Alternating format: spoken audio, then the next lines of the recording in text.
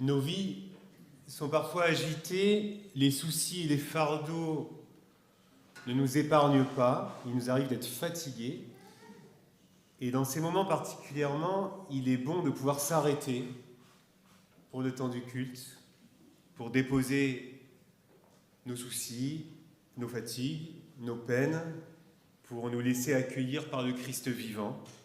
Alors le Christ nous accueille ce matin, nous qui sommes ici, pauvres ou riches, jeunes ou vieux, malades, en situation de handicap ou bien portants, tristes ou joyeux, croyants ou en recherche, ou accompagnant quelqu'un. Nous qui sommes ici, sachons le comprendre de par Jésus-Christ vivant dans son Église, la paix du Seigneur, la grâce du Seigneur sont toujours avec nous, toutes et tous. Alors oui, bienvenue à chacune et chacun après l'accueil que le Seigneur nous fait. Nous sommes heureux d'être ensemble pour ce culte qui va être un culte particulier, mais j'ai l'impression qu'à Aix, il y a toujours des cultes particuliers. C'est l'inattendu de Dieu, ne jamais s'endormir, veiller à ce qui arrive de nouveau. Et nous accueillons particulièrement et avec joie les membres de l'Académie BAC qui sont là. Je crois que vous êtes, je sais pas, plus d'une vingtaine de choristes et musiciens, et vous nous offrez.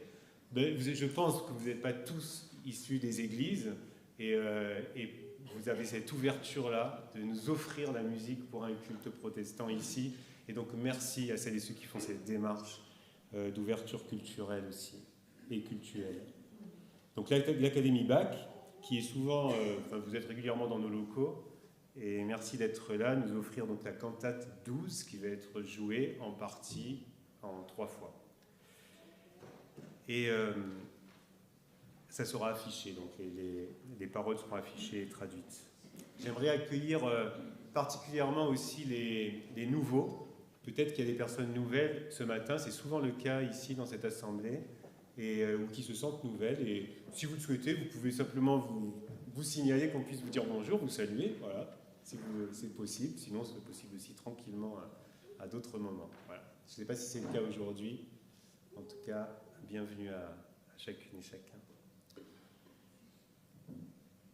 Sur chaque partition de musique sacrée ou quelques-unes profanes, Bach écrivait ces 3 lettres S, D, G sur ces manuscrits. Soli Deo Gloria. À Dieu seul la gloire. Il mettait donc son talent et sa musique au service de l'annonce de l'Évangile et non pour sa propre gloire. C'est bien dans cette humilité que nous voulons maintenant vivre ce culte avec celui qui nous a tant aimés et nous appelle à le suivre dans la confiance et la paix. Et nous chanterons aussi des cantiques sur des airs de Bach aujourd'hui et aussi 2 ou 3 contemporains pour bien marquer ce que nous vivons ici à Aix et que nous voulons vivre, c'est-à-dire qu'un patrimoine n'enlève pas un autre patrimoine et que nous essayons de faire dialoguer cette musique classique qui nous vient des générations précédentes avec ce qu'étaient hier les musiciens qui répétaient, la guitare, le caronne, le trombone et d'autres instruments. Et nous essayons de faire vivre ensemble cette diversité, comme nous essayons de vivre une diversité théologique aussi ensemble dans notre Église. Nous entrons dans la prière.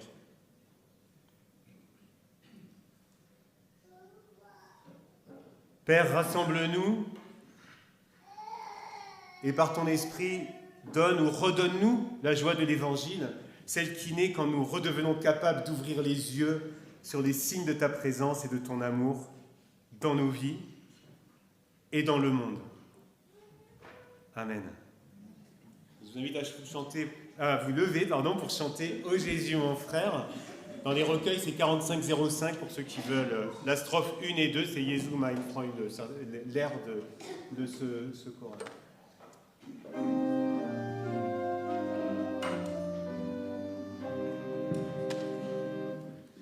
Oh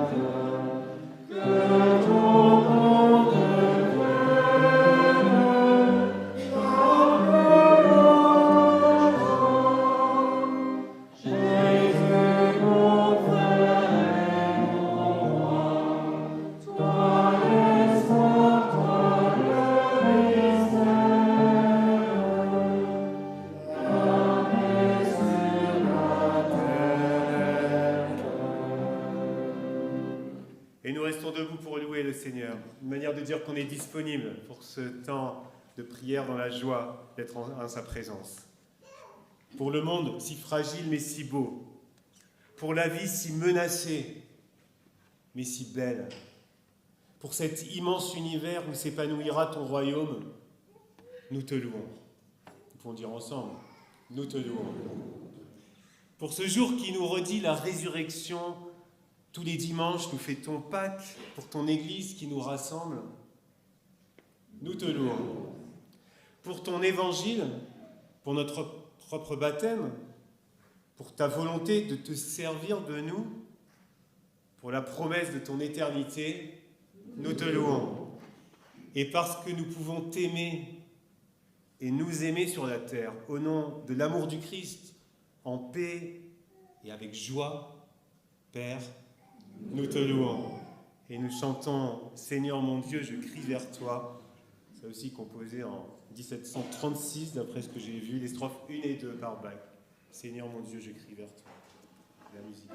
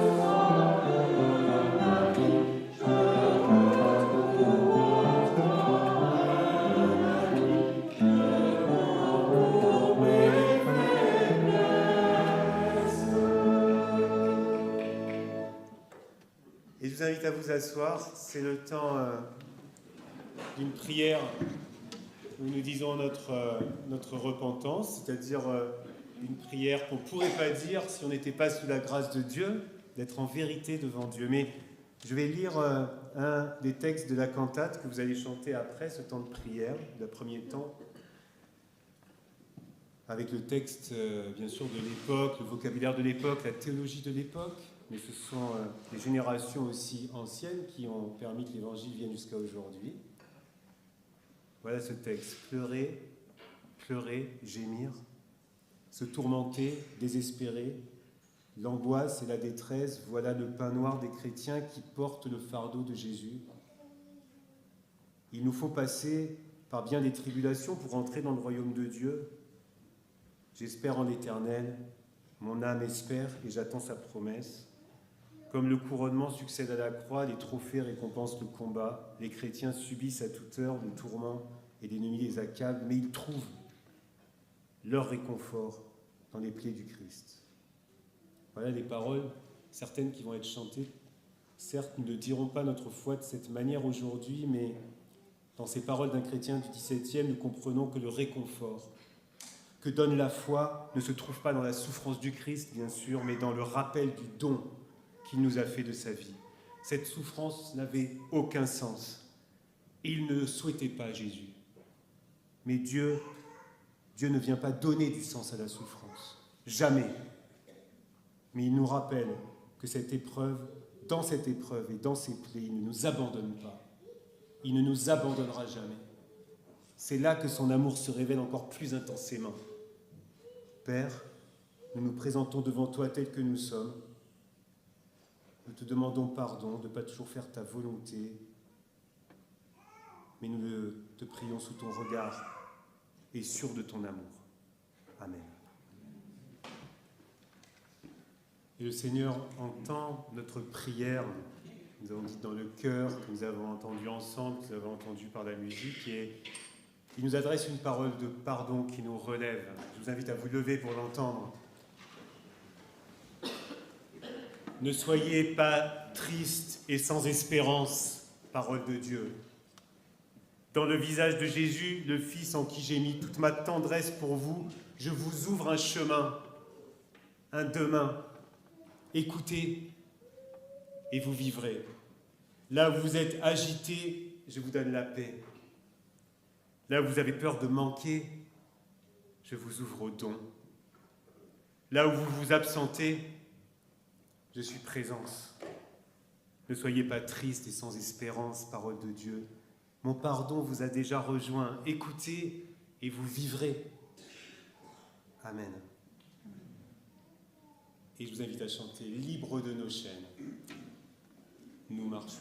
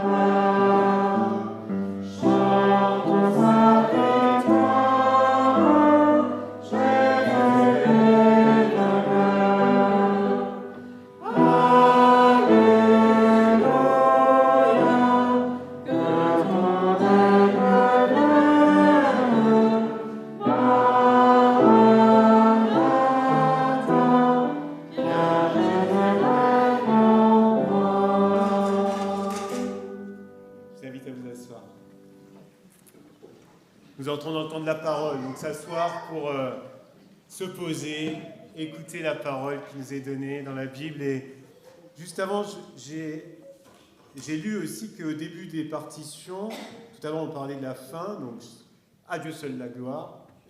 Les partitions Bach mettaient aussi JJ, abréviation Jésus Juva en latin, signifiant Jésus aide-moi.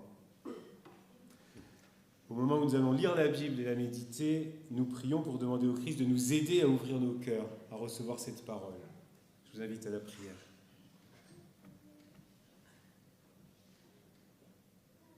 Éternel, parfois, ta voix a du mal à percer dans nos vies et dans nos cœurs. Nous vivons tant de bruit, d'inquiétude. Nous n'entendons pas toujours ta parole de paix, de vie, de liberté. Parole venue du passé à travers ce vieux livre qu'est la Bible, et paroles cachées au cœur du monde et au cœur de nous-mêmes. Donc si nous sommes assemblés ici, c'est pour que se rejoigne en nous, parmi nous, cette parole lancée il y a des millénaires, et ta présence profonde, ton dynamisme créateur qui travaille nos vies aujourd'hui, nos pensées et nos cœurs. Donc que notre esprit s'ouvre à ton esprit, qui fait souffler des vents libérateurs et trace des chemins d'aventure et d'espérance, sur lesquels Jésus a marché et nous invite à le suivre. Amen. Et nous lirons simplement aujourd'hui, c'est Michel qui viendra nous lire ce texte, texte qui est proposé aujourd'hui et qui est lu dans différentes églises d'ailleurs, dans Jean 10, les versets 1 à 16.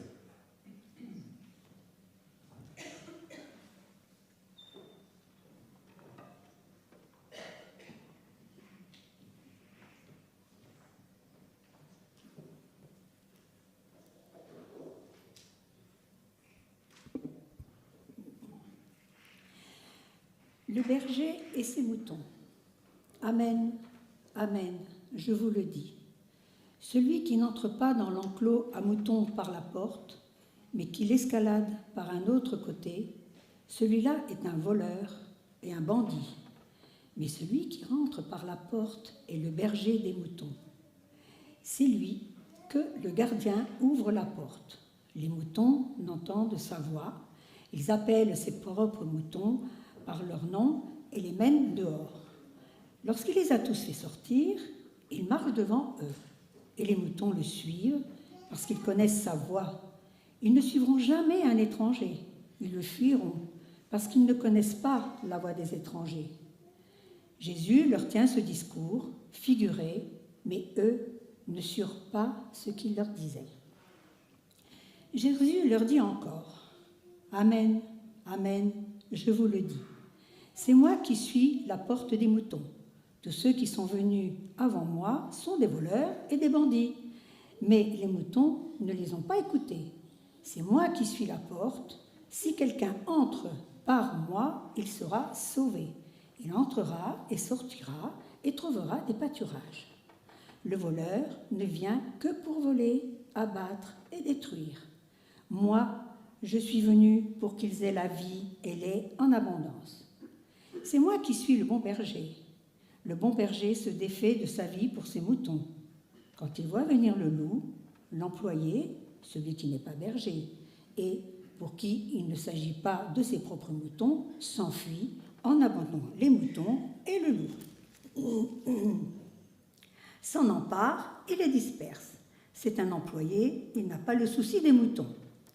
C'est moi qui suis le berger. Je connais mes moutons et mes moutons me connaissent, comme le Père me connaît, comme moi je connais le Père, et je me défais de vie pour mes moutons. J'ai encore d'autres moutons qui ne sont pas de cet enclos. Ceux-là aussi, il faut que je les amène. Ils entendront ma voix et ils deviendront un seul troupeau, un seul berger.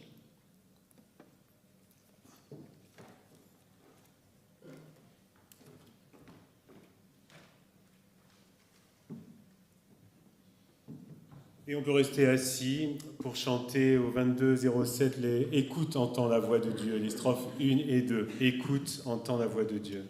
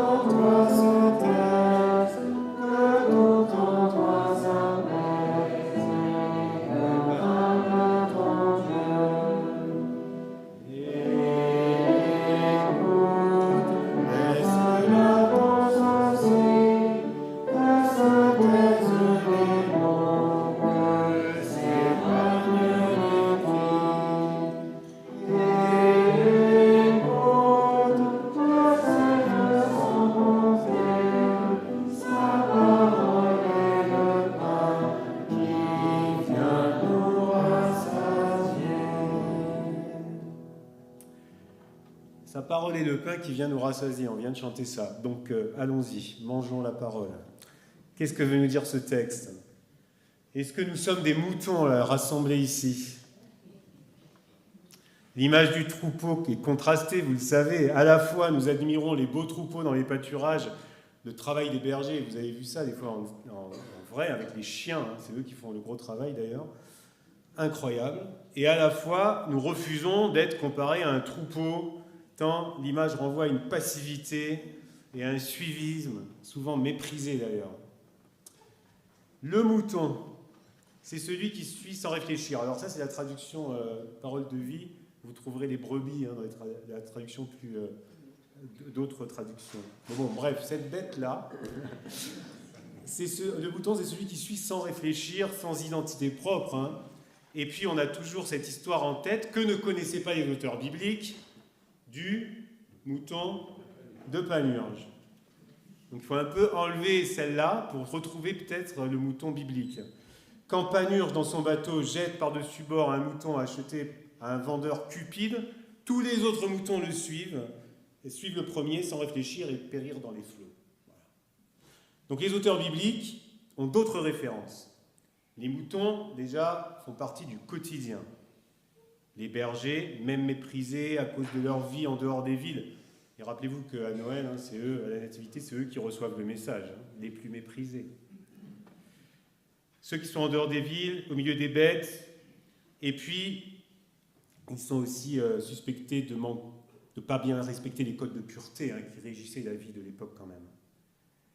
Et dans l'Ancien Testament, on trouve davantage la figure des bergers, alors là c'est les bons ou les mauvais, le texte en parle, illustrant les dirigeants du peuple.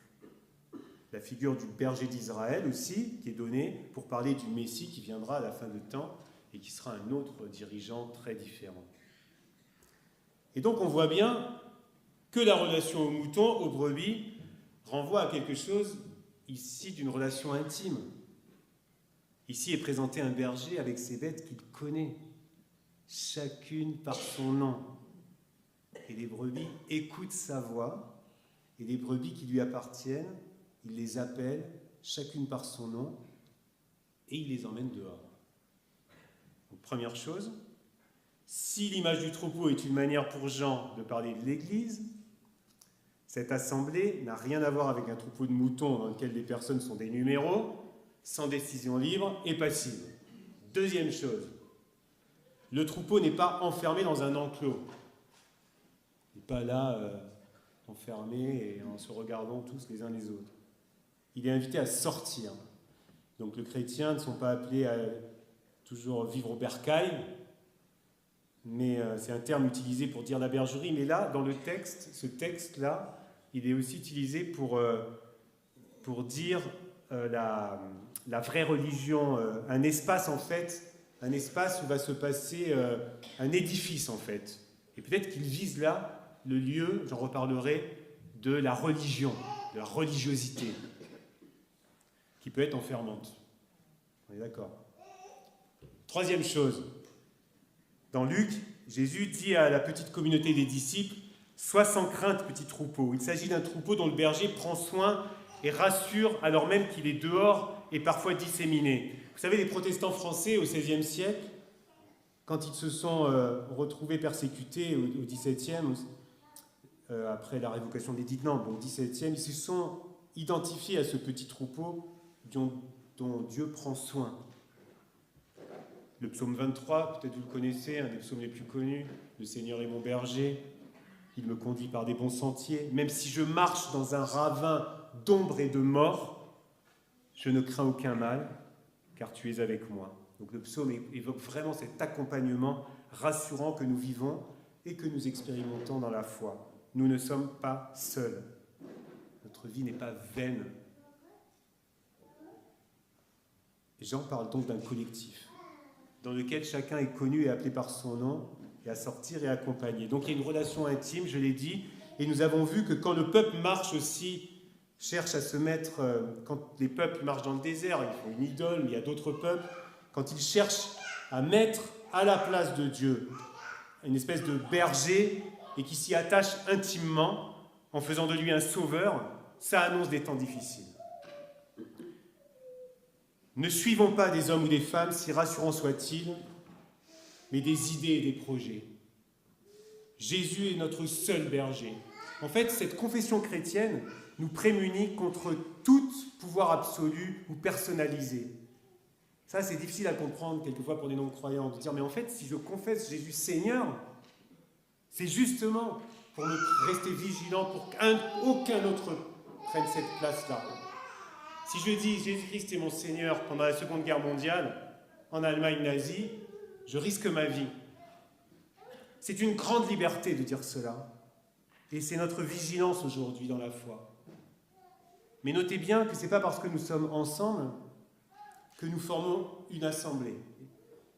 C'est l'autre chose que je voulais pointer dans ce texte. Vous savez combien nous pouvons être seuls au milieu d'une assemblée. Et nos églises ne sont pas à l'abri de produire de la solitude. Même si une église accueille plutôt bien, Et nous, ici, nous avons tout un processus d'accueil et on essaye de le faire bien. Celui ou celle qui franchit la porte, on se loupe des fois, hein, mais bon, on essaye de travailler ça.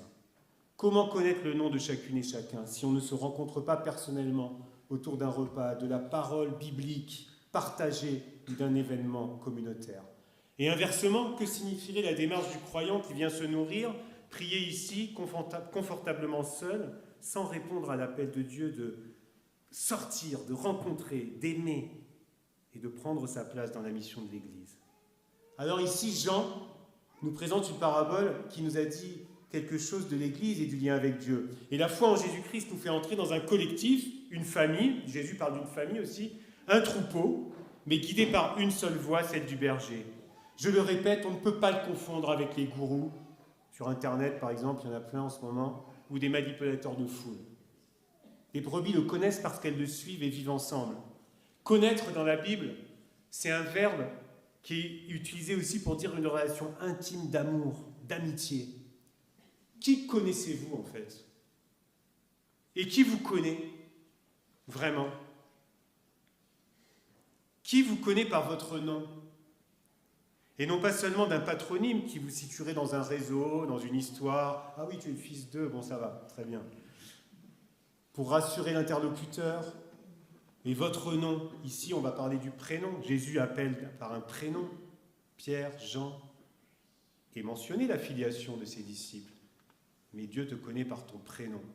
Tu es unique à ses yeux. Chacune et chacun, vous n'êtes pas anonyme aux yeux de Dieu. Et ici, les moutons suivent une voix connue et pas celle d'un inconnu. Alors, est traduit, et le mot c'est étranger dans le texte. Là, il n'est pas dit une méfiance vers les étrangers. On verra avec Jésus qui les accueille et qu'eux-mêmes, des fois, même, vont même le faire bouger. Il est dit ici, c'est la figure de celui qu'on ne connaît pas, en fait, en qui on ne peut pas encore faire confiance. Il n'y a pas cette relation intime. D'où l'appel non seulement à accueillir l'étranger, qui est déjà pas si mal, mais aussi à le connaître dans la Bible. Et plutôt à faire connaissance dans un jeu de réciprocité, de nous reconnaître. Il y a des exemples de souffrance dues à une méconnaissance de l'autre. Est-ce que mon patron me connaît ou suis-je juste un robot ou une pièce utile dans la machine? Est-ce que mon médecin me connaît ou suis-je seulement un corps et un numéro de sécurité sociale? Est-ce que mon professeur me connaît ou suis-je un entonnoir à remplir de savoir? Etc., etc. Dans la foi, nous sommes connus. Et mieux, nous sommes reconnus. Et en Église, je pense que nous devons travailler cette question de la reconnaissance. En Église, mais aussi dans la société. Combien de personnes sont en manque de reconnaissance? Je te connais, mais est-ce que je te reconnais? Mais pourquoi cette relation de confiance et de reconnaissance est-elle si précieuse? Parce que c'est ce qui va permettre aux moutons de sortir de l'enclos. Si je ne suis pas reconnu, si je ne suis pas vraiment connu, comment je vais avoir confiance pour sortir? Ce lieu était un lieu de sécurité, mais pas totalement non plus. Michel nous l'a lu, les voleurs et les brigands menacent l'enclos. Donc on peut être enfermé, on peut être sécurisé, on peut être surveillé, mais à la merci de ceux qui veulent piller le troupeau. Ici, Jésus vise les mauvais dirigeants du peuple, prêts à tout pour se servir eux-mêmes. D'ailleurs, le mot utilisé pour parler de la bergerie, je vous l'ai dit tout à l'heure, ce n'est pas un mot habituel, c'est un mot qui évoque la cour d'un édifice. Donc peut-être que Jésus parle du temple, du lieu de l'orthodoxie, qui n'est pas bien, et là où il n'est pas bien reçu par les autorités. C'est le lieu du pouvoir religieux. On peut être en sécurité, on peut être plein de caméras, de technologies de surveillance, être reconnu par un algorithme avec des hommes armés pour notre sécurité et être totalement en insécurité, menacé par des mauvais dirigeants et puissances qui veulent nous enfermer ou nous contrôler. C'est un sujet d'actualité aujourd'hui, ce n'est pas un sujet secondaire. Au passage, d'ailleurs, la loi de 1905 qui sépare l'Église et l'État, pour notre liberté, une loi que nous avons défendue, l'État est neutre et ne reconnaît aucun culte. Le pouvoir ne reconnaît aucun culte, ne subventionne aucun culte. Donc Jean insiste donc, il faut sortir de l'enclos, prendre le risque de la liberté plutôt que de rester enfermé à la Merci des mauvais dirigeants, gourous ou voleurs. L'évangile, c'est un appel à la liberté. Être libre pour trouver quoi? Parce que la liberté peut parfois être plus dure que la servitude. Dans le désert, là, ils voulaient manger. Ils n'avaient pas à manger. Pourtant libres. Eh bien, la voie du berger connu va leur permettre de trouver de la nourriture, dans le pâturage et en abondance.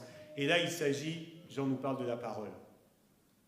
En sortant, confiant, sans peur, nous pouvons nous nourrir de la parole.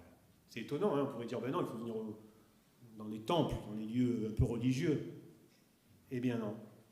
La parole, elle est dans le pâturage, dans la rencontre avec les autres. La parole se trouve et se mange surtout dehors, davantage que dans les enclos. Ça ne veut pas dire qu'il ne faut pas venir au culte, je ne dis pas ça. Je parle des lieux de religiosité, des lieux de pouvoir religieux, ne confondons pas tout, d'autorité religieuse qui enferment. J'espère que ce n'est pas ce que nous vivons en Église, même si, bien sûr, qu'il faut être vigilant. La parole, elle est là, abondante. Mais quelle voie suivons-nous pour pouvoir la partager, cette parole? Il y a certains qui diront, justement, je suis libre, je ne suis pas que ma propre voie. Je ne suis que ma propre voie, je suis mon chemin. Chacun sa route, chacun son chemin. Et cette attitude n'a rien à voir avec la liberté, parce qu'elle nie le fait que nous sommes liés aux autres, interdépendants les uns des autres, au bénéfice de ce que nous avons reçu de ceux qui nous ont précédés. Et dans le texte, qui nous précède? Le berger. Il nous précède. Il nous appelle à sortir. Donc de quelle nourriture nous nourrissons-nous? De quelles paroles partagées vivons-nous? Et enfin, je termine par là, vous avez entendu que Jésus dit, il y a plein d'images qui se mêlent là, je suis la porte.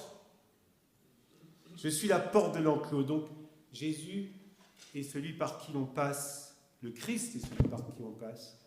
C'est la clé pour pouvoir comprendre de quoi il s'agit, cette liberté, ce salut. Il nous donne la nourriture, il nous donne la liberté.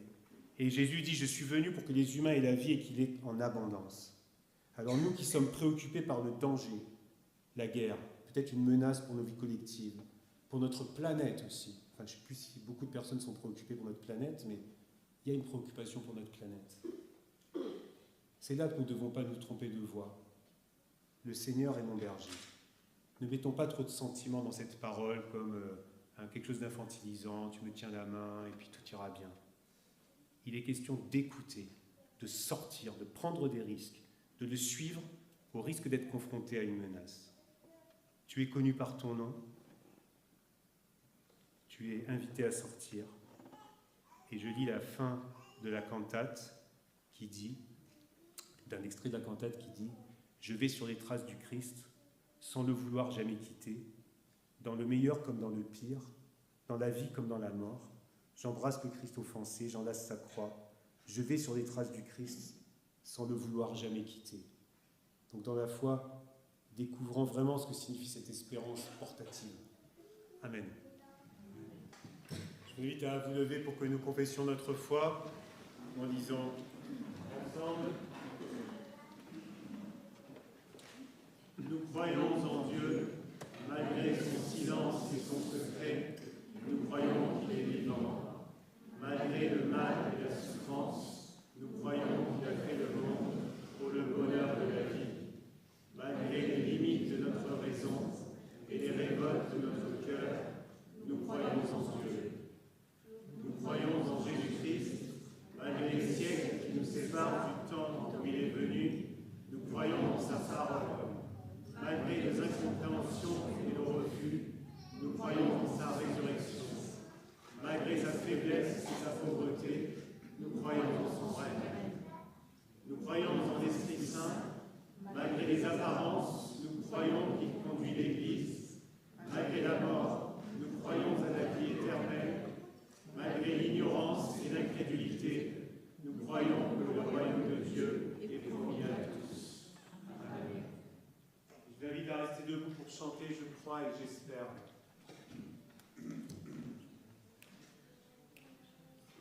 Oh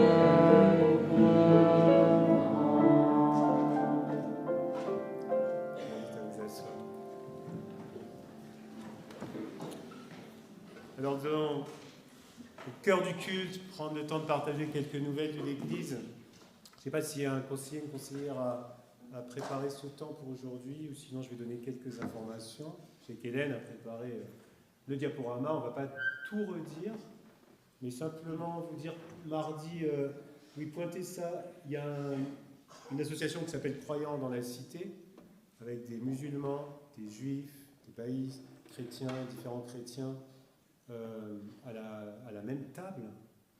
Aujourd'hui, je trouve que c'est un signe important au moment des replis que toutes ces personnes veuillent travailler ensemble. Donc, il y a un cycle de conférences sur les pèlerinages intérieurs, pèlerinages géographiques. Donc, il y a une séance cette fois-ci avec les baïs, puis la fois prochaine, ce sera avec autour du judaïsme. Voilà les différentes activités. Oui, week-end prochain, donc on sera donc avec Nicolas qui est catéchète, mais aussi d'autres catéchètes, et avec les familles. C'est le culte famille, on les invite à ne pas venir ici, mais aller dans les pâturages, pas les pâturages, mais à Beaumont-de-Pertuis, dans un lieu où il y aura le week-end avec les ados, et le dimanche, nous allons vivre un temps de narration biblique avec cette pédagogie inspirée de la pédagogie Montessori, Godly Play, qui se développe dans les pays anglo-saxons et aujourd'hui en France et dans la francophonie depuis 40 ans. Une belle démarche pédagogique pour découvrir les récits bibliques sans qu'il y ait quelque chose qui soit descendant, mais que l'enfant ait la parole d'abord autour de ces textes. Et donc on va vivre ça à Beaumont le matin, et puis on aura un culte, ce qu'on fera donc l'après-midi. Et vous, ceux qui seront là le dimanche matin, il y aura un culte avec Gilles Pivot, qui a été pasteur ici, qui fera le culte dimanche prochain. Voilà, ici, et puis pour les familles à Beaumont-de-Pertuis. Voilà, différentes. Vous avez une petite annonce pour toujours les hébergements difficiles. 2 étudiants coréens qui ont été dans notre église et qui cherchent, on les connaît bien, et qui aimeraient pouvoir un hébergement. Ah, mais ils ont trouvé, bon, c'est fini. Voilà. Très bien. La balade méditative. Et la balade méditative que j'ai notée, oui, si tu peux l'annoncer. Oui. Au micro alors. Il faut bien l'annoncer. Je peux le dire alors, du coup. Si tu le dis, c'est au micro, parce qu'il y a des gens qui aussi sur YouTube, s'ils t'entendront pas sinon. Fais-le pour moi. Bon, ok, balade méditative. Karine, qui est là, prépare ça avec une équipe chaque trimestre à peu près, ou 2 fois ou 3 fois dans l'année. 2 fois dans l'année. Une balade méditative. Vraiment, je vous invite à vivre ça le 8 mai. Moi, j'ai vécu la première en début de l'année. Ils préparent ça super bien avec un petit livret qui nous accompagne, à la fois sur l'aspect géographique et l'aspect spirituel. Le thème de cette fois ? Eh bien, c'est le souffle des crêtes. Le souffle des crêtes. Le nom des crêtes de Lambès, qui est un paysage absolument à couper le souffle. Et donc, on va passer toute la journée. Les crêtes de Lambesque. Donc, le 8 mai, à quelle heure ? Alors, bon. On se donne le rendez-vous à 9h30. 9h30 et jusqu'à... après, on oublie sa montre, donc on consacre toute la journée. Alors, on n'a plus de montre après. Venez méditer, et c'est accessible à tous, il n'y a pas besoin d'être initié, on est ensemble pour une belle journée. Voilà, vous trouvez tout sur le site internet, donc on ne va pas tout dire. Maintenant, juste un point à l'Ascension. Au niveau du consistoire, vous trouverez une annonce qui concerne ce jeudi de l'Ascension avec le pasteur de Gap qui va animer ça. Il y aura le synode national à Montbéliard, moi j'y serai avec d'autres pendant ce week-end de l'Ascension. Voilà, je crois qu'il n'y a pas d'autre chose. S'il y a des personnes, oui, je l'ai dit tout à l'heure, qui sont nouvelles, n'hésitez pas tout à l'heure à vraiment qu'on puisse vous saluer et puis vous dire un grand bonjour et vous accueillir. Encore merci beaucoup.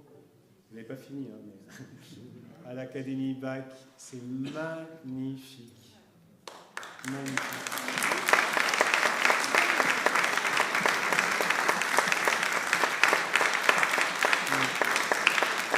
Et donc, il y a encore des places, je ne sais pas, peut-être pour cet après-midi.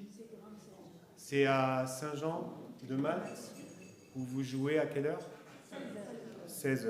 Voilà, si vous voulez les retrouver cet après-midi. Au cœur du culte, pour nous c'est important, il y a le temps de l'offrande. Par conviction, nous tenons à ce que les services d'accompagnement de l'Église soient offerts. Nous ne voulons tarifer aucun accompagnement. L'Évangile est gratuit. Cependant, il y a aussi un coût matériel, vous voyez bien, pour assurer la mission de l'Église.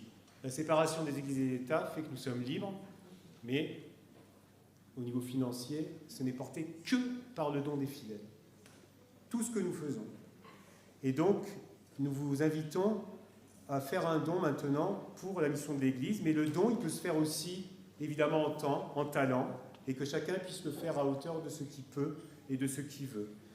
C'est un réel encouragement ensuite pour pouvoir continuer nos missions. Vous avez le panier connecté qui est là, si vous n'avez pas d'espèces comme moi par exemple, ou un QR code que vous pouvez prendre là. Et puis les espèces dans les paniers, n'hésitez pas à utiliser ce que vous voulez. Et puis alors nos invités Académie Pape, vous n'êtes pas obligés de participer à l'offrande, vous vous donnerez si vous avez envie. Voilà, vous êtes nos invités. Et puis d'abord, personne n'est obligé. Nous allons entendre un morceau de Bach joué par François Xavier maintenant.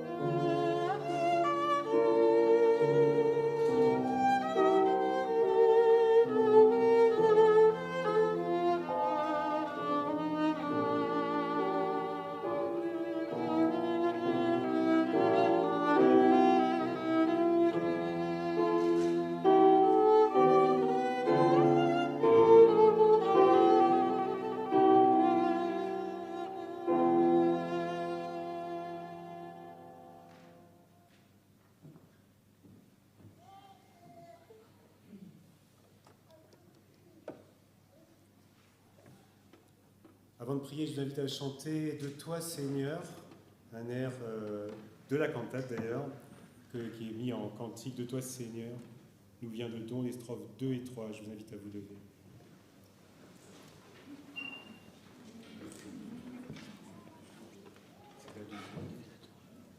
Ah oui, c'est ça.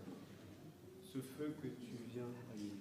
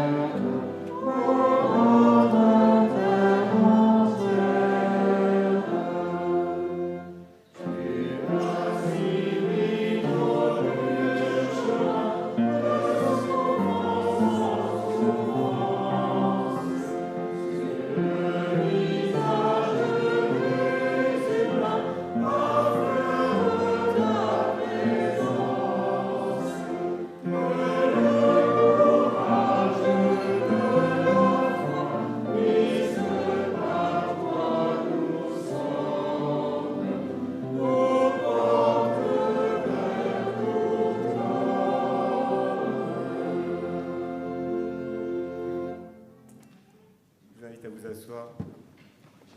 Nous prions.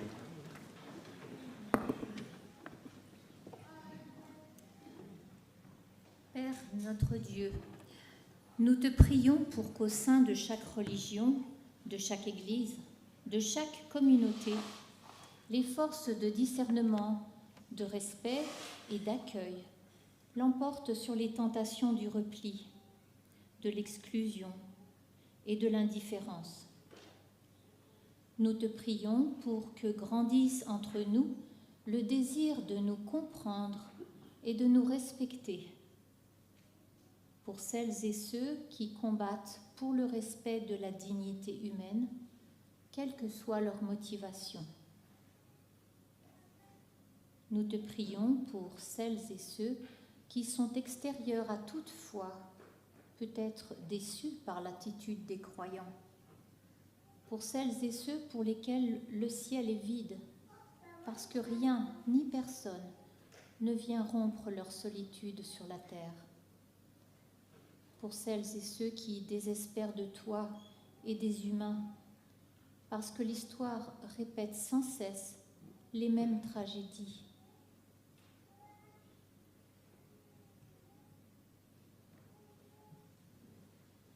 Nous te prions pour que, dans les bons comme dans les mauvais jours, nous écoutions les pas du Christ invisible qui chemine avec nous, pour que ton esprit donne sens à nos paroles et force à nos gestes, tout au long de notre marche sur la terre. Enfin, nous te prions pour les populations victimes de la guerre, dans des dizaines de conflits aujourd'hui dans le monde. Touche les cœurs des dirigeants. Fais taire les faux prophètes qui se servent de ton nom et fais de nous des artisans de paix, chacune et chacun, dans nos familles, dans notre travail, dans nos lieux de vie. Et maintenant, dans un temps de silence, nous pouvons te nommer les personnes ou les situations pour lesquelles nous voulons prier ce matin.